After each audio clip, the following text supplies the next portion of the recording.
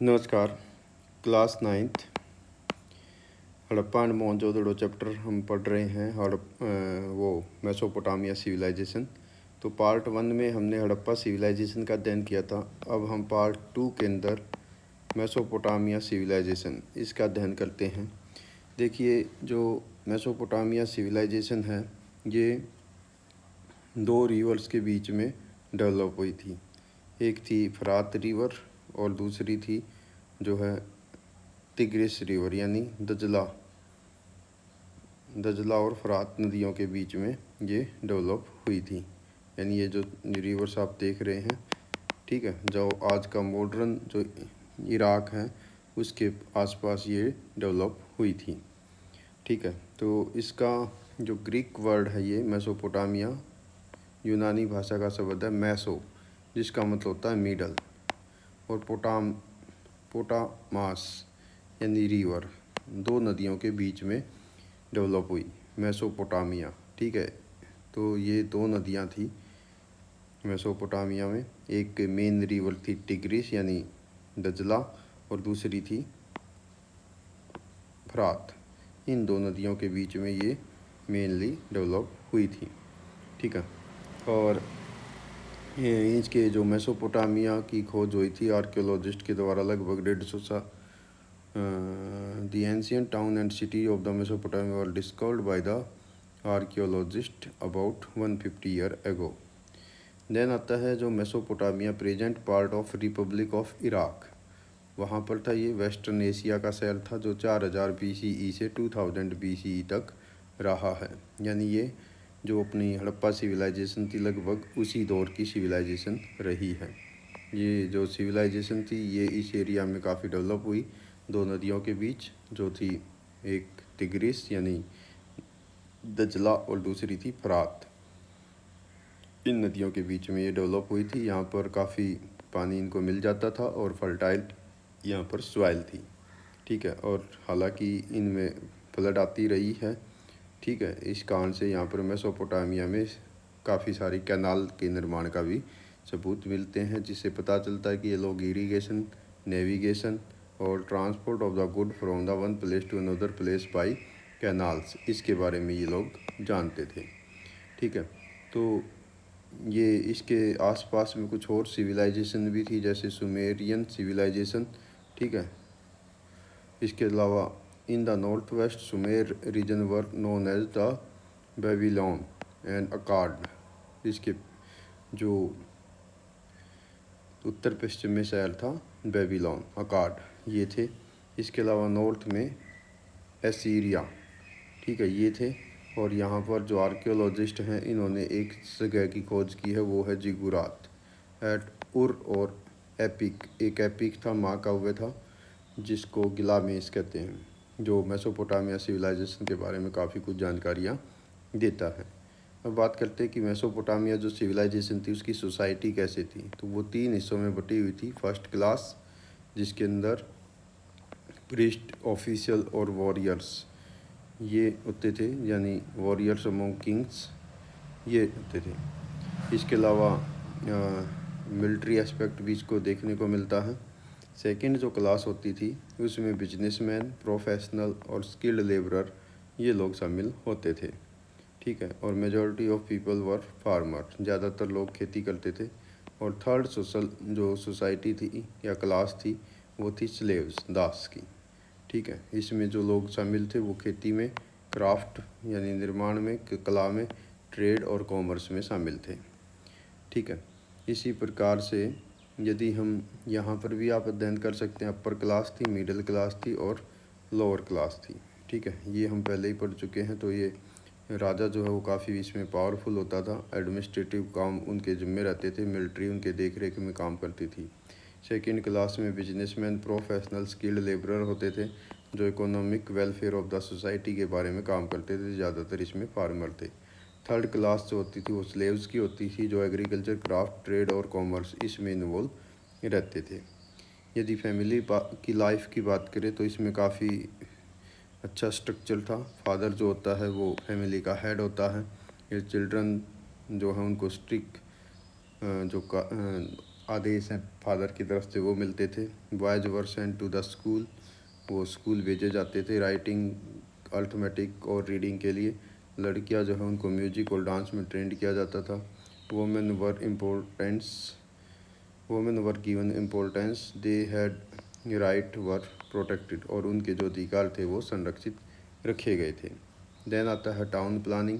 तो town planning जो Sumerian जो है ना, वो काफ़ी महारत हासिल थे उनको डेवलप करने में। ठीक है, उन्होंने जो है build city state each under a chief या किंग, राजा की देखरेख में ये शहर बसाए गए। Each city state had a oven law, प्रत्येक शहर का अपना एक कानून होता था और अपनी एक आर्मी होती थी। ईच वाज स्मॉल नेशन, प्रत्येक शहर अपने आप में एक छोटा देश होता था। Some of the important city were Uruk, Lagash, Babylon, Nineveh. ठीक है, ये होते थे। इनमें जो है जो है इस सिविलाइजेशन का प्रमुख केंद्र था, जहाँ पर सिटी को 3 हिस्सों में डिवाइड किया जाता था। एक स्क्वायर्ड एरिया, दूसरा आता था वाल्ड सिटी, और on A mount and outer area, यानी एक संरक्षित एरिया होता था, दूसरा ऊंचे स्थान पर बसाया गया शहर होता था, और जिसको जो है वॉल के द्वारा कंट्रोल किया जाता था। यानी एक जो शहर होता था उसके चारों ओर दीवार होती थी। यहाँ पर एक प्रमुख टेंपल मिला है, वो है जिगुरात में, जो इनका धार्मिक केंद्र था, जो गॉड ऑफ द सिटी इसको माना जाता है। ठीक है, तो ये यहाँ का प्रमुख टाउन प्लानिंग थी। ये आप ऊपर पिक्चर देख रहे हैं उरक टाउन की। ठीक है, जो वहाँ पर खुदाई के दौरान मिला है। देन बात करते हैं रिलीजन, यानी धार्मिक बातों की। तो वे अनेक देवी देवताओं की पूजा करते थे, वे वर्शिप करते थे एनिक, मार्दुक, इश्तार और नाबू की। ठीक है, ये इनके देवता होते थे, और इनका प्रमुख केंद्र होता था जिगुरात। ठीक है, Mesopotamia believed life after death, और ये मृत्यु के बाद के जीवन में भी विश्वास करते थे। They buried their dead with object they used when alive, और जब ये किसी की मृत्यु हो जाती थी तो ये उनके साथ उन वस्तुओं को भी दफनाते थे जिनका वो प्रयोग जीवन भर करते रहे हैं। ठीक है, तो इस प्रकार से आप ये उनके देवी देवताओं की पिक्चर देख पा रहे हैं। देन आता है कि इकोनॉमी, उस ज़माने की अर्थव्यवस्था कैसे चलती थी। तो उस ज़माने की जो मेन इकोनॉमिक एक्टिविटी थी वो थी एग्रीकल्चर, और यहाँ पर जो अनाज उत्पन्न किया जाता था उसमें बार्ले, कॉर्न, मक्का, डेट्स, फ्रूट्स और वेजिटेबल ये होते थे। इरिगेशन सिस्टम काफ़ी अच्छा था यहाँ पर। 1000 ऑफ ईयर अगो यहाँ पर मेटल वर्क उनको आता था, ब्लैक स्मिथ होते थे, और गोल्ड स्मिथ यानी लोहार सुनार, ये सब वहाँ पर उस ज़माने में रहे थे। और first the use the potter wheel to make the glassware, और उनको मिट्टी के बर्तन बनाना की कला का ज्ञान था, जिन्होंने एक पहिए की मदद से ये सारा कार्य किया था। उनको कपड़े बनाने आते थे। डोमेस्टिकेशन ऑफ द एनिमल्स भी उनको आता था, जिसमें शिप, गोट, डंकीज, इसके साथ साथ काउज, इन सब की वो पालन पोषण करते थे, यानी अपने साथ वो पालते थे, इनको पालतू पशु रखते थे। दे trade with many countries like India, यानी वो हड़प्पा सिविलाइजेशन के साथ व्यापार करते थे। ट्रेड और कॉमर्स की यदि बात करें तो इंटरनल ट्रेड भी था, एक्सटर्नल ट्रेड भी था, यानी देश के अंदर भी व्यापार होता था, देश से बाहर भी होता था। देश से बाहर के व्यापार में वो इंडिया, इजिप्ट, इन सब के मेडिटेरेनियन कंट्री, इनके साथ व्यापार करते थे। वो व्यापार का रिकॉर्ड भी रखते थे ऑन द क्ले टैबलेट, मिट्टी के जो टैबलेट होती थी उनके ऊपर वो रिकॉर्ड रखते थे। ठीक है, और वो स्टैम्प यानी सील का भी प्रयोग करते थे। ये मेसोपोटामिया में पाई गई हैं, जो इंडस वैली के साथ या हड़प्पा सिविलाइजेशन के साथ उनका व्यापार कैसे होता था, इसके बारे में भी थोड़ी बहुत जानकारी मिलती है। देन आता है आर्ट और आर्किटेक्चर। तो उस ज़माने के जो शहर होते थे, वो बिल्डिंग जो होती थी वो बेक्ड ब्रिक्स यानी पकी हुई ईंटों की, स्टोन और वुड इनकी बनाई जाती थी। एक हैंगिंग गार्डन मिला है बेबीलोन में, ठीक है, बिल्ट बाय द नेबूचाडनेज़ार सेकंड। इन्होंने ये बनवाया था, जो वर्ल्ड के 7 वंडर में से एक भी है, ठीक है।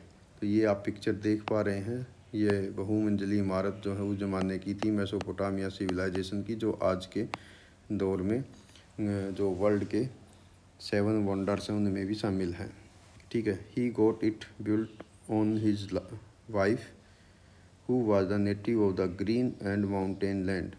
तो ये उसने अपनी पत्नी के लिए बनवाई थी। She would miss scenic beauty of the her homeland, और वो पहाड़ी एरिया से उसकी वाइफ थी, तो वो अपनी जो पहाड़ की ब्यूटी थी उसको मिस करती रहती थी। तो जो नेबूचडनेज़र थे सेकंड, उसने अपनी वाइफ के लिए ऐसे ही बहुमंजिली इमारत बनवाई थी, ताकि उसको पहाड़ वाली जो फीलिंग है वो आती रहे। इसको इसलिए हैंगिंग गार्डन कहते हैं, यानी बहुमंजिली इमारत बनाई जिसके ऊपर विभिन्न ऊंचाई तक पेड़ पौधे विकसित किए गए, ठीक है। इसी प्रकार से दूसरा स्थान आता है जिगुरात, जो एक टेम्पल होता था, ठीक है, जो drain made of the baked bricks, जो पक्की ईंटों से बनाया जाता था। इसमें रेन वाटर हार्वेस्टिंग की व्यवस्था भी थी, ठीक है।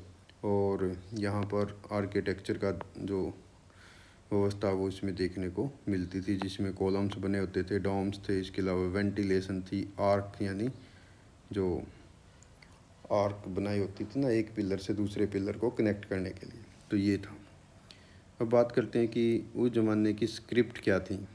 तो उस ज़माने में जो सुमेरियन लोग होते थे, या ये लिखते थे कॉनीफोरम एक इनकी स्क्रिप्ट होती थी, जो वेड शेप होती थी, यानी नुकीली उससे लिखी जाती थी। Right from right to left, दाएं से बाईं ओर, ठीक है, दाएं से बाईं ओर, इधर राइट है इधर लेफ़्ट है, तो दाएं से बाएं की ओर लिखते थे। जैसे आजकल जो हम लिखते हैं वो तो लेफ़्ट टू राइट लिखते हैं, ठीक है, जबकि ये राइट टू लेफ़्ट लिखते थे।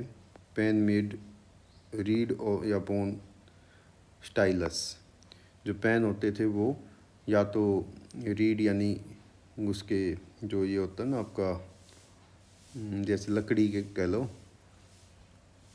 ये रीड नाम होता है एक प्रकार का, टोरा जो कह लीजिए, या लकड़ी होती है जो रिवर वैली के अंदर उगती है, उससे बनाए जाते थे, या हड्डियों से बनाए जाते थे, ठीक है। Deciphered by the Henry Rawlinson, a British officer. और ये जो इनकी लिपि थी, इसके बारे में डिकोड किया था हेनरी रॉलिल्सन ने, जो ब्रिटिश ऑफिसर थे, ठीक है। और Mesopotamia wrote a clay tablet, और वो मिट्टी के उस पर बट्टियों पर लिखते थे या तख्तियों पर लिखते थे, जो बाद में पका दी जाती थी, ठीक है। इनको ईच टैबलेट फॉर्म्ड ए पेज, और प्रत्येक जो तख्ती होती थी उसको पेज के रूप में बनाया जाता था। गिलामेस यहाँ का प्रमुख महाकाव्य है, ठीक है, जो describe a tale of the legendary hero, जो वहाँ के हीरोज़ के बारे में बताता है। लिटरेरी वर्क, उनका जो कार्य रहा उनके बारे में बताता है। The first library in the world exist in the Mesopotamia, और आप ये भी कह सकते हैं कि मेसोपोटामिया में दुनिया की पहली लाइब्रेरी होती थी, ठीक है। इसके अलावा हुमाराबी कोड ऑफ लॉ, तो ये होता था the great king of the Babylon वाद हुमाराबी, एक राजा हुआ है बेबीलोन का, जो 1792 से लेके 1750 BC तक रहे। उनका जो कानून था वो काफ़ी सख्त था, काफ़ी डिफरेंट टाइप्स के वो पनिशमेंट देते रहे थे, जो भी ऑफेंस के आधार पर, ठीक है। Punishment depend on the nature and the circumstance of the crime and position of the offender in the society. तो क्राइम कैसा था, ठीक है, उसके ऊपर भी ये निर्भर करता था, और जो ऑफेंस करने वाला था उसकी सोसाइटी में क्या पोजीशन थी, इस पर भी डिपेंड करता था। These law were 282 in number and caved on both side of the 8 feet high stone, और ये जो कानून थे ये कुल मिलाकर 282 थे, जिनको पत्थरों पर 8 फुट ऊंचे पत्थर पर खुदाया गया था। It was placed in the temple of the Marduk the sun god, और मार्दुक एक जो उनका मंदिर था जो सूर्य देवता को समर्पित था, वहाँ पर इनको रखा गया था। It was the first instance of the codification of the law, और ये दुनिया में जो कानून है उसको लिखित में रखना, ये उसका पहला सबूत आप कह सकते हैं। हम्मुराबी's code was a great step to making the law applicable to the all people of the Mesopotamia, और यहाँ से जो हम्मुराबी का जो कानून था वो धीरे धीरे मेसोपोटामिया की पूरे सभी लोगों पर लागू किया गया। ठीक है, तो इसी प्रकार से आज की सरकारों में भी जो लिखित कानून है वो देखने को मिलते हैं जो हमारे कॉन्स्टिट्यूशन में होते हैं। देन आती है कि वहाँ पर उस ज़माने में जो, जैसे यहाँ पर आपके लिए एडिशनल जानकारी दे रखी है कि बुर्का हेड लेडीज़ उर्क में थी ये। ठीक है, तो ये इसके बारे में भी आप अध्ययन कर सकते हैं। देन आता है कि उस ज़माने की साइंस या प्रोग्रेस क्या थी, तो उसमें साइंस में काफ़ी उन्होंने प्रोग्रेस की थी। वो मैथमेटिक्स में, मेडिसिन में, एस्ट्रोनॉमी में, इन सब में उन्होंने काफ़ी कुछ डेवलपमेंट किया था। उन्होंने first to develop algebra and geometry, और मेसोपोटामिया के लोग थे जिन्होंने पहली बार अलजेब्रा और जियोमेट्री के कार्य किए थे। They used the figure of 60 for measuring time in a hour, और उन्होंने ही 1 घंटे में 60 मिनट्स और सेकंड इसको डेवलप किया। इसके साथ साथ they were the first to divide the circle into 360 degree, और उन्होंने ही पहली बार किसी सर्कल को 360 डिग्री में डिवाइड किया था। ठीक है, जिसको हम आज भी यूज करते हैं। And day and night in 12 hours, और उन्होंने ही ये बात बताई थी कि दिन और रात 12-12 घंटे के होंगे। ठीक है, like the Egyptian they invent A calendar of 12 month, और उन्होंने मिस्र सभ्यता के लोगों की तरह 12 महीनों वाला एक कैलेंडर डेवलप किया जिसमें प्रत्येक महीने में 30 दिन होते थे, और इन्होंने इनका नाम जो है वो डिफरेंट स्टार के नाम पर दिया था। अब बात करते हैं कि ये सभ्यता का डिक्लाइन क्यों हुआ। After the Hammurabi it is ruled from 1600 to 750 BC। Hammurabi काफ़ी सख्त राजा वहाँ के रहे हैं, और उन्होंने काफ़ी सख्त कानून भी बनाए हैं। उसके बाद हिटियस वहाँ के राजा बनते हैं, और कहते हैं कि यहाँ पर the Aryans the Assyrians found an empire in 750 BCE. Nevi'it became the finest city with vast place and magnificent temples. बाद में यहाँ का नेविनेस एक शहर बनता है जो काफ़ी सुंदर शहर बनता है, काफ़ी खुला होता है, और ये जो है मंदिरों के लिए प्रसिद्ध होता है। दी एर्शियन greatness came to the end when nomad destroyed the Neviness in the 17th century BC to 6th century BC। सातवीं और छठी सेंचुरी जो कॉमन एरा से पहले रही है, तो उस ज़माने में कहते हैं कि जो नोमैड्स थे, घुमक्कड़ जो लोग थे, उनका आक्रमण इस पर होता है और ये शहर डिस्ट्रॉय हो जाता है जो नीविनेस था।